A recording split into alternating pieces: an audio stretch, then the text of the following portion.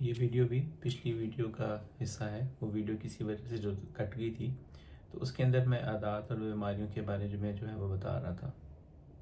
مثال کے طور پہ کوئی شخص سے کہتا ہے کہ 12 سال پہلے میں نے یہ چیز کھائی، مجھے تب تک ہو گیا، یعنی ٹائیفائڈ ہو گیا.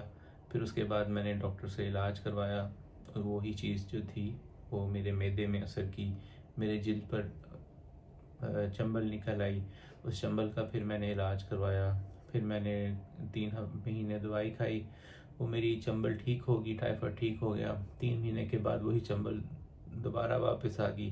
پھر میں نے کسی حکیم سے کوئی مرہم لی اور وہ علاج کروایا. اس سے 1 مہینے میں وہ چنبل جو تھی وہ ٹھیک ہوگی. پھر اس کے بعد میں نے بد پرہیزی کی کھانے میں، اپنی عادات نہیں ٹھیک رکھی، وہی تکلیف مجھے دوبارہ ہو گئی. تو اس طرح سے وہ بیماری آتی جاتی رہتی ہے اور انسان کا جو ہے وہ پیچھا جو ہے وہ نہیں چھوڑتی. اور یہاں تک کہ وہ حکیم، وہ ڈاکٹر اور وہ معالج جو ہے وہ اس کا علاج کرنے میں پوری جان اپنی لگا رہا ہے، لیکن پھر بھی جو ہے وہ بیماری اس کی ٹھیک نہیں ہو رہی. مریض بھی پوری کوشش کر رہا ہے لیکن پھر بھی جو ہے وہ بیماری ٹھیک نہیں ہو رہی. تو یہاں پر یہ سمجھنے کی ضرورت ہے کہ کوئی بھی بیماری، اب اگر اس مریض سے یہ پوچھیں تو وہ یہ کہے گا کہ میں نے چند سال پہلے ایسا کیا تھا، گاجریں کھا لی تھیں تو مجھے ذیابیطس ہوگی، میں نے مچھلی اور ساتھ دودھ پی لیا تو مجھے پھلویری نکل آئی، برس کی تکلیف ہوگی. ٹھیک ہے. اور میں بارش میں بھیگ گیا تھا جس کی وجہ سے مجھے بائی کی دردیں جو ہیں وہ شروع ہوگی. تو یہ سب چیزیں جو ہیں وہ کیا سرائیاں ہیں. کبھی بھی کوئی شخص یہ نہیں کہہ سکتا کہ میں نے اس وجہ سے یا اس تکلیف سے، اس پرہیزی سے یہ تکلیفیں جو ہیں وہ مجھے ہوئی تھیں. کوئی بھی تکلیف گاجریں کھانے سے فوراً نہیں ہوتی. کوئی بھی تکلیف اتنی شدید نہیں ہوتی کہ بارش میں ایک دفعہ بھیگ جانے سے وہ تکلیفیں شروع ہو جائیں، یا ایک دفعہ بد پرہیزی کر لینے سے کوئی کسی کو شوگر ہو جائے یا ہائی بلڈ پریشر ہو جائے یا اس کا یورک ایسڈ ہو جائے. یہ چیزیں کافی عرصہ لیتی ہیں آپ کے جسم میں، 1 یا 2 دن میں نہیں، یہ مہینوں کے اندر ایسی حالات پیدا ہوتے ہیں، تب جا کے یہ بیماری جو ہے وہ آپ کے جسم پر اثر کرتی ہے. تو کبھی بھی یہ سوچنا نہیں چاہیے. جب کبھی بھی ڈاکٹر کے پاس جائیں، اور علاج کرنے والے کو بھی یہ سوچنا چاہیے کہ وہ مریض کی ہسٹری لے، نہ کہ مریض کی باتوں پر ہم یہ یقین کریں کہ جیسا جیسا مریض کہتا ہے ویسا ویسا ہی ہم اس کا علاج کریں.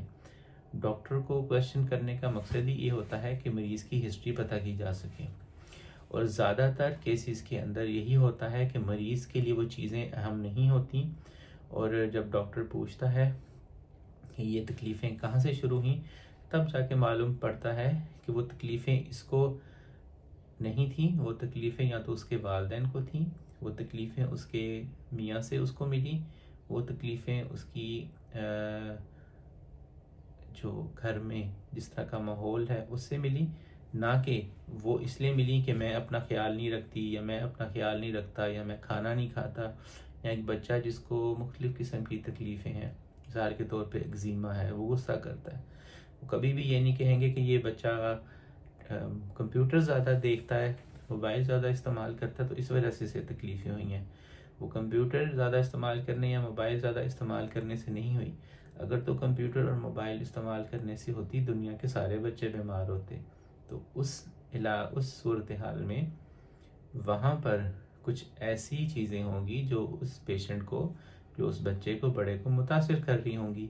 ممکن ہے کہ گھر میں اس کا ماحول ٹھیک نہ ہو، اس کے والد اور والدہ کی آپس میں لڑائی ہوتی ہو، ممکن ہے کہ وہ سب سے بڑا بچہ ہو اور اس کو اتنی توجہ نہ ملی ہو، ممکن ہے کہ باہر اس کا ایسے لوگوں میں صحبت ہو جہاں پہ اس کی عادات ٹھیک نہیں ہے، اور جب وہ وہاں سے چھوڑ کر گھر میں آتا ہے تو گھر کا ماحول اور باہر کا ماحول بالکل الٹ ہے، اور وہاں پر وہ اپنے آپ کو آزاد محسوس نہیں کرتا. تو وہاں پر وہ سپریس ہوتا ہے، غصہ کرتا ہے، مار دھاڑ کرتا ہے، یا خاموش ہو جاتا ہے، یا اپنے دوستوں کے ساتھ بہت زیادہ بدتمیزی سے پیش آتا ہے، باہر جا کر دوسروں سے لڑتا ہے، یا روزانہ اس کی شکایت آتی ہے. تو یہ چیزیں مقصود ہوتی ہیں جب تک پیشنٹ کی ہسٹری نہ دیکھی جائے. تو یہ کچھ بیماریاں اور عادات اور عوامل ہیں جو انسان کی صحت کو جو ہے وہ متاثر کرتے ہیں. اور جب اتنی زیادہ ضدی بیماریاں پیدا ہو جائیں تو ان کو ہم کہتے ہیں کہ یہ بیماریاں بہت زیادہ ضدی ہیں، جس کے اندر مریض کی ہسٹری لیے جانا بہت ضروری ہوتی ہے۔ جو پیشنٹ بتاتا ہے اور جو ڈاکٹر سوچتا ہے وہ بالکل الگ ہوتا ہے۔ تو یہ چند بنیادی چیزیں تھیں جس سے ہم اپنے علاج کو بہتر کر سکتے ہیں اور معالج کو اور مریض کو جو ہے وہ فائدہ پہنچ سکتا ہے۔ اگلی ویڈیو کے اندر ایک نئے ٹاپک کے ساتھ آپ کی خدمت میں حاضر ہوں گا۔ السلام علیکم ورحمۃ اللہ وبرکاتہ۔